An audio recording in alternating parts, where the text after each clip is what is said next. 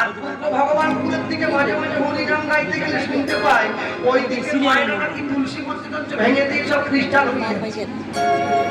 আমি বুঝে পাইনি নিজের বাপকে বাপ বলা ছেড়ে দিয়ে পাড়ার লোককে বাপ বলে কিসের জন্য? দেখ এদিকে আছে নাকি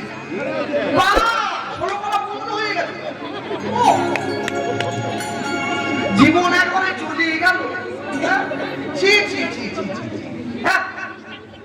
33 কোটি দেবদেবী ভারতবর্ষে ঘুরে বেড়াচ্ছে, এটা যীশু খ্রিস্টের লুঙ্গি নিয়ে কেন কাছাকাছি করতে যাবে? কি দরকার রে বাবা? তারা আছে থাকুক না, তোমরা কেন যাচ্ছ? নিজের ধর্মে মরণ ভালো, অপরের ধর্ম নকল করা মোটেই ভালো কাজ নয়। নিজের ধর্মে মরণ হোক, তবু কখনো কোনো কিছুর বিনিময়ে অপরের ধর্মকে নকল করবে না, এটা মহাপাপ। মনে রাখবেন, জগতে যা কিছু বলুন না কেন, সনাতন ধর্মে যাদের জন্ম হয়েছে নিজের জন্মকে ধন্য বলে মনে করবে। আমি প্রমাণ দিয়ে দিচ্ছি। আস্তে 20,000 লোক 22 বছর সময় নিয়ে দিল্লির আগ্রাতে একটা স্থাপত্য তৈরি করেছিল, যাকে তাজমহল বলেন আপনারা। তৈরি হয়ে যাওয়ার পর দিল্লির নবাব কারো হাতের আঙুল কেটে দিয়েছে, কারো হাত কেটে দিয়েছে, কারো গলা কেটে দিয়েছে। এটাও একটা ধর্ম। 16,000 লোক 3 বছর সময় নিয়ে অযোধ্যায় রামচন্দ্রের মন্দিরটা তৈরি করলো। তৈরি হয়ে যাওয়ার পর 16,000 লেবার মিস্ত্রিকে পাশাপাশি বসিয়ে সকলের পা ধুইয়ে, সকলকে ফুলের মালা পরিয়ে, সকলকে হাত জোড়ো করে প্রণাম জানিয়েছেন উত্তরপ্রদেশের মুখ্যমন্ত্রী। এটাই সনাতন ধর্ম, এটাই ধর্ম, এটাই ধর্ম। আপনার লয়ে বিব্রত রহিতে আসে নাই দেহ অবনি পরে, সকলের তরে সকলে আমরা, প্রত্যেকে আমরা পরের তরে। আমি নিজে ভালো খাবো, নিজে ভালো ঘুমাবো, এজন্য পৃথিবীতে আসেনি। আমার জন্য যেন আরো 5 জন ভালো থাকতে পারে, সেটা দেখাটাও আমার কর্তব্য। মনে রাখবেন, কোনো কিছুর বিনিময়ে নিজের ধর্মকে পরিবর্তন করবেন না। নিজের ধর্মকে যে পরিবর্তন করে তার থেকে বড় অপরাধী এই জগতে দ্বিতীয় আর হয় না। একটাই ধর্ম, সনাতন ধর্ম। একটাই সম্প্রদায়, হিন্দু। একটাই আমাদের ভারতীয়তা। আমরা হিন্দুত্ব ধরে রাখতে হবে, বাঁচিয়ে রাখতে হবে, এক হয়ে বাঁচবে। যতই করো দুর্গা পূজা, যতই করো গণেশ পূজা, যতই ভজ কালী, বিপদে যদি হিন্দুর পাশে হিন্দু এসে না দাঁড়ায়, একদিন হিন্দু হয়ে যাবে খালি। বিপদের দিনে পাশে এসে দাঁড়াবে। একটা মুসলমান পাড়ায় একটা মুসলমানের ছেলেকে বকে দিলে পুরো পাড়া চলে আসে, আমাদের ছেলেকে বকলেন কেন? একটা হিন্দু পা ভেঙে রাস্তার মোড়ে পড়ে থাকলে ওকে বাঁচাবার জন্য কেউ ছুটে যায় না, বাকিরা মোবাইলে ছবি তুলে ফেসবুকে দেয়, বলে আমার কি? পরের ঘরে আগুন লাগলে নিজে তালি বাজাচ্ছ, ওই আগুন তোমার ঘরে এসেও লাগবে।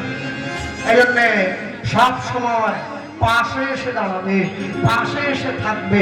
হ্যাঁ, আশ্চর্য কি জানে, এই যে জগতে যত আমাদের বাড়িতেও এসেছিল, আমি সত্যি কথা কি বলতে চাই, এসে যায়।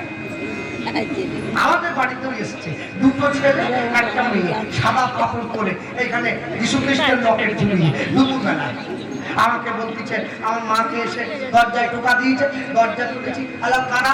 বলে আমরা পিতা পরমেশ্বরের কাছ থেকে আসছি, উপর থেকে আসতেছি।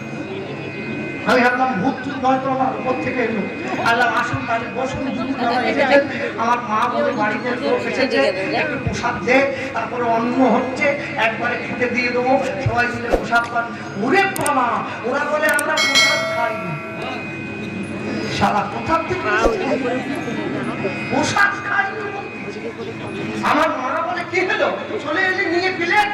আমি বলি ওরা বলছে প্রসাদ খাই, বলে আগে দুধ পাও, ঝেঁটিয়ে দুধ পাও।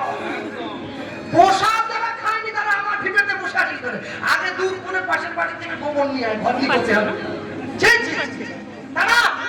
দাঁড়া, তুমি চিৎকার করলে বয়স্ক মানুষ, প্রেশার বেড়ে যাবে। আমি একটু কথা বলি। আমি বললাম দাদা ভাই কি জন্য এলেন? বলে আপনি তো হরিনাম করেন, একটা হ্যান্ডবিল বের করে আমার হাতে দিয়েছি, ছবি দেওয়া আছে এইরকম করে। একটা লোক দাঁড়িয়ে আছে হাতে পায়ে পিন মারা, আমি তো চিনি, তবু জিজ্ঞাসা করতে চিনি কিনি। আমাকে বলতেছে, বলে ইনি তো আমাদের প্রভু। আরে প্রভুর এই দশা কেন? হাতে পায়ে পেরেক ঠোকা। প্রভু তো সিংহাসনে বসবে, প্রভু হাতে পায়ে পেরেক ঠুকে রাখবে কিসের জন্য? বলে না না, প্রভু আমাদের কষ্ট করেছে, মানুষকে শিখিয়েছে, হে ঈশ্বর এরা কি করছে এরা জানে না, তুমি এদের ক্ষমা করে দাও। আমি বললাম দিদি ভাই এ তো টুকলি করা কথা, টুকলি কথা। কেন? আপনাদের প্রভু যিশু আসার আগে এই কথা পিতামহ ভীষ্ম কুরুক্ষেত্রের মাঠে ভগবান কৃষ্ণকে সরসজ্জায় শুয়ে বলে দিয়েছিলেন, হে কৃষ্ণ অর্জুনকে তুমি ক্ষমা করে দাও, অর্জুন কি করছে অর্জুন জানে না।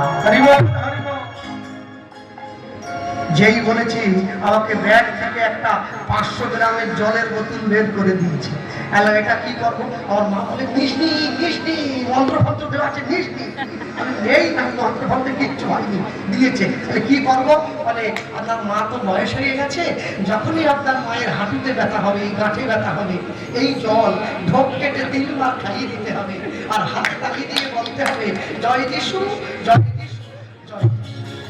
বললেই আপনার মায়ের গাঁঠে ব্যথা ভালো হয়ে যাবে। আমি দেখতেছি ওরে বাবা, একদিন শুনছিলাম দুয়ারে সরকার, এ তো দেখতেছি দুয়ারে ডাক্তার। বাড়ি বইয়ে আঁচু ব্যথা ওষুধ দিয়েছে। আমি বলি দিদি ভাই আপনারা করোনার সময় কোথায় ছিলেন? তখন যদি দেখা হতো এই জলটা দিয়ে দিতেন, আমি ছড়িয়ে দিতাম হরিবাসরে গিয়ে, কারো করোনা হবেনি, কীর্তনের লোক এসে বসে। সরকার তো রেডি হয়ে আছে, কিছু হলেই বলে হরিনাম মন্দির, মানে আগের সরকার। এই সরকার রেডি হয়নি, হবে কিনা বলতে পারছি। আগের সরকার কিছু হলেই বলে কীর্তন বন্ধ, মিটিং হবে কিন্তু কীর্তন হবে। এটা কারণ যারা ধর্মের উপরে আঘাত আনে তারা কোনোদিন শান্তি পেতে পারে, কোনোদিন পাবে না। ভক্তমন্ডলী মায়েরা, আমি বলি এই জিনিসবাজি কবে থেকে শুরু করছেন? মনে রাখবে, সনাতন ধর্ম যখন সূচনা হয়েছিল তখন পৃথিবীতে দ্বিতীয় কোনো ধর্ম ছিল না। মুসলমানদের ধর্মগুরু হযরত মুহাম্মদ তিনি বলেছিলেন আমি আল্লাহ নই, আল্লাহর দূত। খ্রিস্টানদের ভগবান যীশু খ্রিস্ট তিনি বলেছিলেন আমি ঈশ্বর নই, ঈশ্বরের সন্তান। কুরুক্ষেত্রের মাঠে ভগবান শ্রীকৃষ্ণ অর্জুনকে বললেন আমি স্বয়ং ভগবান। এই জন্য কোর্টে গিয়ে গীতাতে হাত দিয়ে শপথ করতে হয়, অন্য কোনো ধর্মগ্রন্থে নয়।